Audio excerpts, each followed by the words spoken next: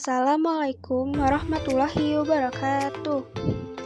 Kami dari kelompok 9 ingin menjelaskan materi tentang konsumsi dan tabungan. Berikut merupakan nama-nama anggota kelompok kami. Yang pertama, Aufa Salsabila Yusyani, yang kedua, Fauzi Akmal Mustafa, dan yang ketiga, Khairunisa. Selamat menonton dan memperhatikan. Konsumsi dan tabungan. Pengertian konsumsi. Konsumsi adalah suatu tindakan manusia untuk mengurangi atau menghabiskan kegunaan suatu barang atau benda. Konsumsi terdapat dalam cakupan makro dan mikroekonomi. Dalam cakupan makroekonomi, yang terjadi disebut dengan konsumsi nasional, yang berfungsi menghubungkan antara laju pengeluaran dengan laju pendapatan nasional. Namun, tambahan laju pengeluaran konsumsi tidak selalu berarti tambahan pendapatan, karena tidak semua pendapatan yang ada digunakan untuk konsumsi saja, namun sebagian lagi digunakan untuk tujuan investasi. Private consumption expenditure atau pengeluaran konsumsi meliputi semua pengeluaran rumah tangga, perorangan, dan lembaga swasta, bukan perusahaan yang digunakan untuk membeli barang dan jasa, yang langsung dapat dipergunakan untuk memenuhi kebutuhan masing-masing. Fungsi konsumsi. Fungsi konsumsi menunjukkan hubungan antara tingkat konsumsi dengan tingkat pendapatan. Konsumsi pada pemerintah dibedakan menjadi dua macam pengeluaran konsumsi, yaitu yang pertama, pengeluaran konsumsi rumah tangga yang dalam literatur ekonomi diberi simbol C atau consumption expenditure, dan yang kedua, pengeluaran konsumsi pemerintah yang diberi simbol G atau government expenditure. Pada umumnya, fungsi konsumsi yang berbentuk garis lurus mempunyai persamaan, yaitu C sama dengan A tambah B, Y.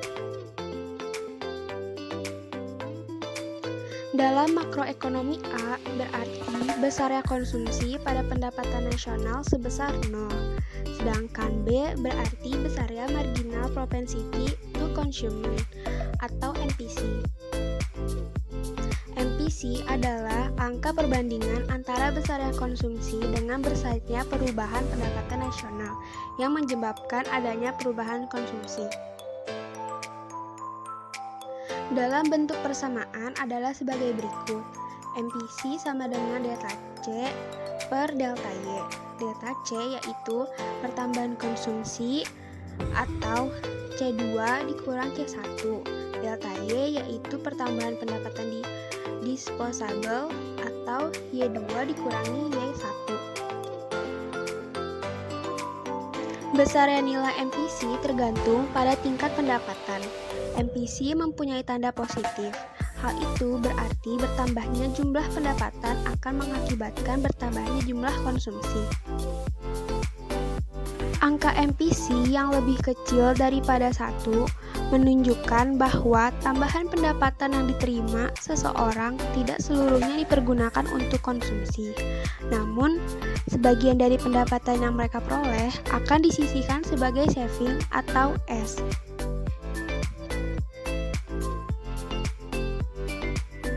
Sedangkan angka MPC yang lebih besar daripada setengah menunjukkan penggunaan tambahan pendapatan. Sebagian besar digunakan untuk menambah besarnya konsumsi. Sementara sisanya, yaitu MPC yang jumlahnya lebih kecil merupakan tambahan untuk saving. Besar kecilnya konsumsi atau yang lebih dikenal dengan C dipengaruhi oleh yang pertama, faktor internal. Isinya, besar pendapatan, komposisi rumah tangga atau jumlah dan usia, selera, dan kebiasaan. Lalu yang kedua ada faktor eksternal, yaitu harga barang, lingkungan tempat tinggal, kebijakan pemerintah, budaya masyarakat, dan perkembangan ilmu pengetahuan dan teknologi. Yang B, tabungan. Setelah membahas konsumsi secara lebih lanjut, sekarang kita akan membahas tentang apa itu tabungan.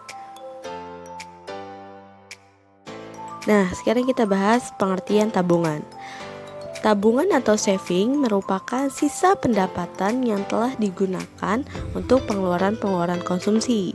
Atau dengan kata lain, saving adalah sebagian dari pendapatan yang tidak dikonsumsi. Dalam lingkup ekonomi makro, tabungan atau saving dapat disebut sebagai bagian daripada pendapatan nasional.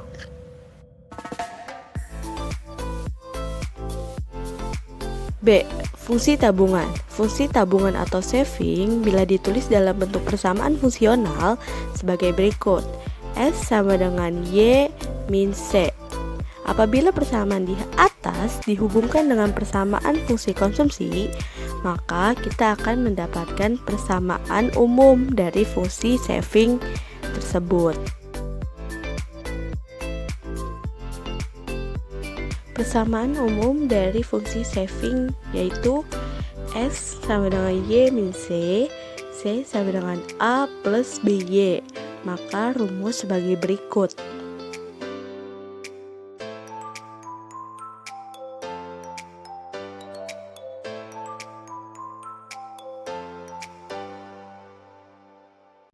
Nah, dalam rumus tersebut, setiap hurufnya memiliki keterangannya masing-masing. Seperti A diartikan sebagai konsumsi rumah tangga saat pendapatan nasional 0, yang C tingkat konsumsi, yang B kecondongan konsumsi, dan yang Y pendapatan nasional.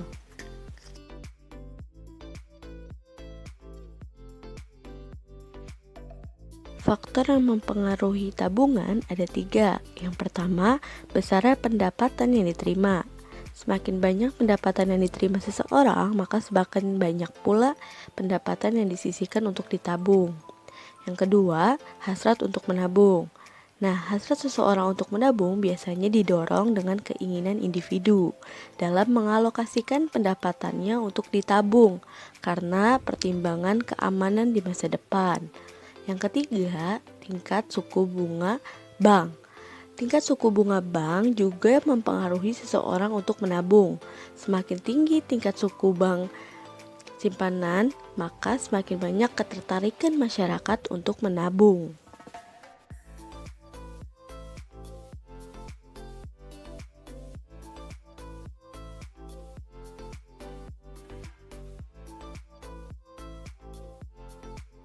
Hubungan konsumsi dan tabungan.